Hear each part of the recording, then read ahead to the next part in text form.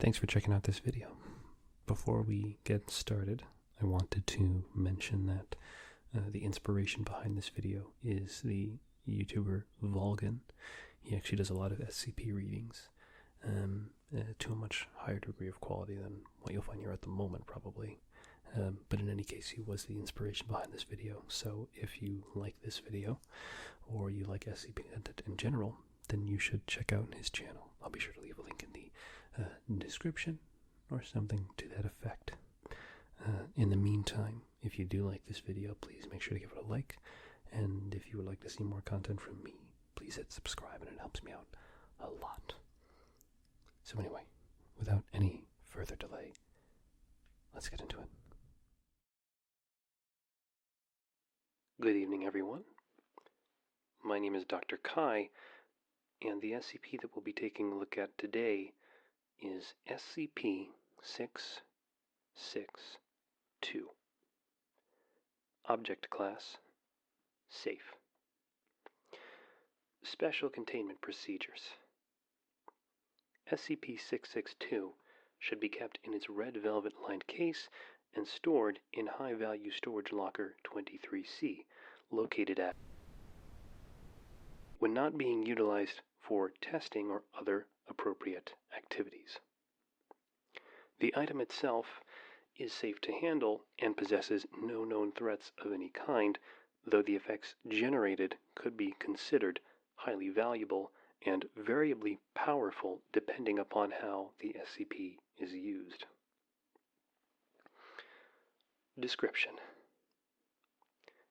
SCP-662 is a small silver handbell, 4 centimeters tall and 2 centimeters in circumference.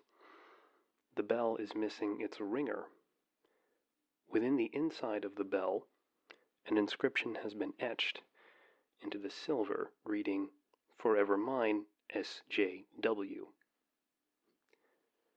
The bell is susceptible to damage. However, given its safe nature, destruction has been deemed unnecessary.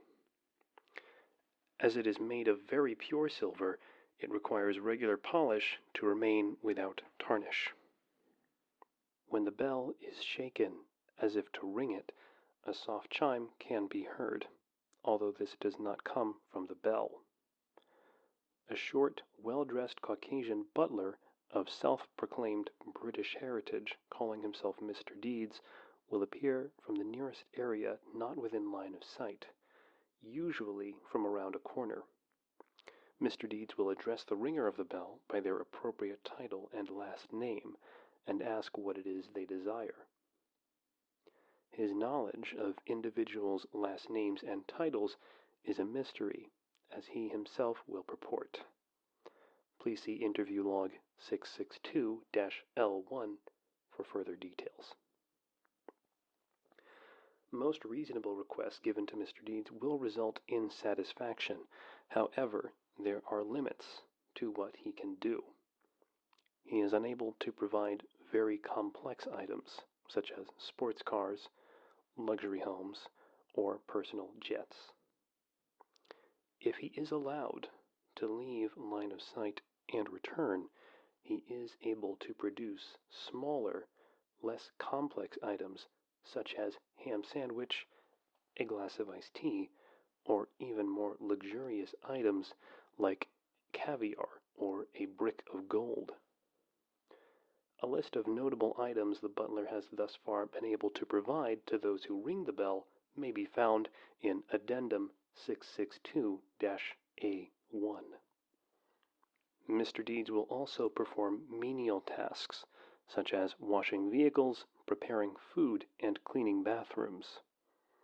If a request is deemed unreasonable or impossible by the butler, he will kindly tell the ringer so and offer an alternative if one may be had. The butler is not immune to ill actions taken against him while in sight. He has been killed or injured in multiple tests, and will remain either dead or injured until he is out of sight. Upon returning with a ring of the bell, all previous injuries will have vanished, and he will be groomed and well dressed in his uniform and ready for the next order. A more detailed explanation of the jobs he can perform and the limits to which he may be put can be found in the aforementioned interview log 662-L1. Test logs relating to his ability to heal himself and those of the properties of the bell may be accessed by any Level 2 or higher personnel. All attempts to catch Mr. Deeds disappearing have failed, as equipment will either fail or he will find a suitable unobserved spot. Addendum 662-A1 Items and tasks requested and results. Items: nearly any conceivable kind of sandwich, human flesh has been requested as lunch meat and politely denied. Beverages, also of nearly any kind.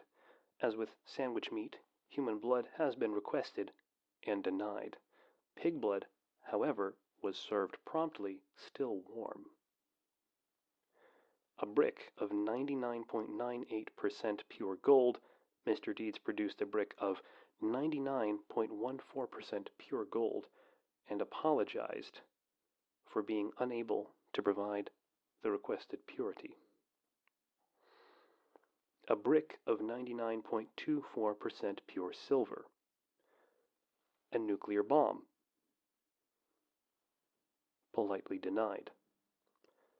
A hand grenade of modern U.S. military grade, which performed as expected in testing. A blue 1963 Corvette convertible. Politely denied.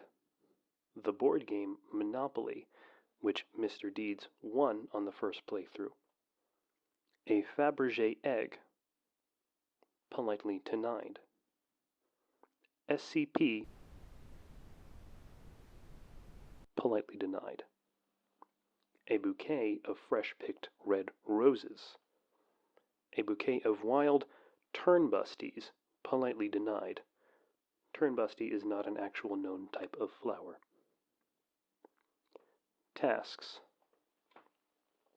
cleaning of Dr. Mirth's car, performed to near perfection.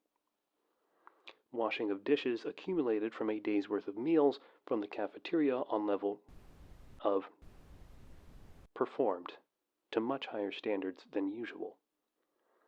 Trimming of Dr. Mirth's hair, performed, but it turns out that Mr. Deeds is not in fact a very good barber.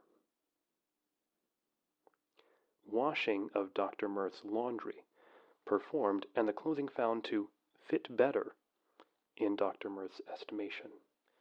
Assassination of Osama bin Laden, politely denied. Mr. Deeds claimed bin Laden was too well guarded and entrenched, but could not or would not give further details. Assassination of D-class individual a room over, performed with vicious precision using a buck knife to the throat. Note: further tests with regards to Dr. Mirth's personal effects are to be forbidden unless approved by one Level 05 overseer.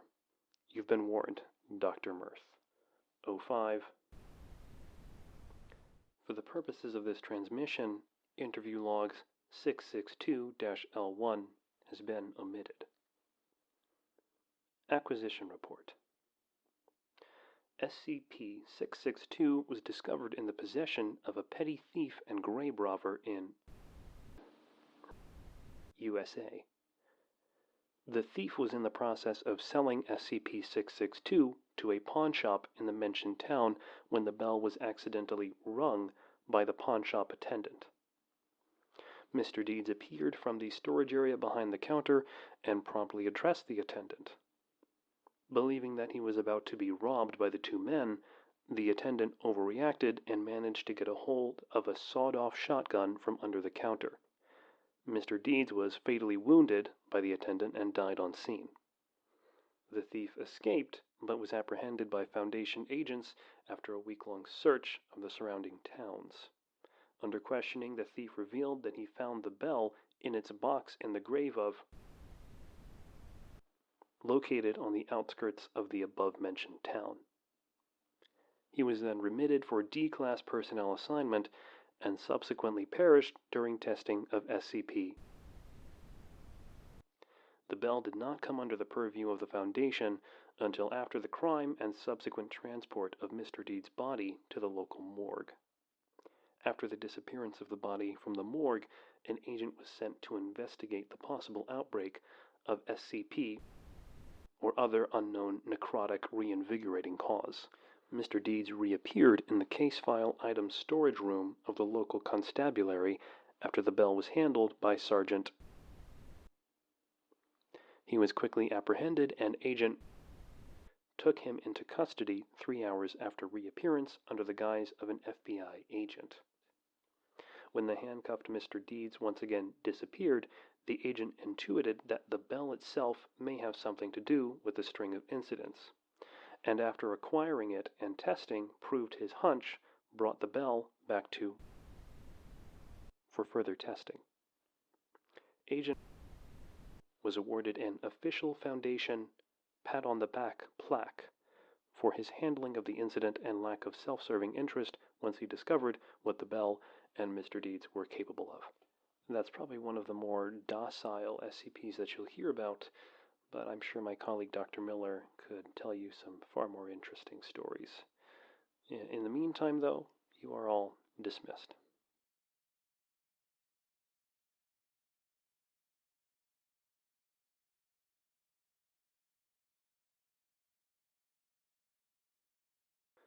Mr. Deeds reappeared in the case file item storage room of the local constabulary. Hey Google, how do you pronounce constabulary? That's pronounced constabulary. Hey Google, how do you pronounce intuited? That's pronounced intuitive. Why do I doubt myself on these things?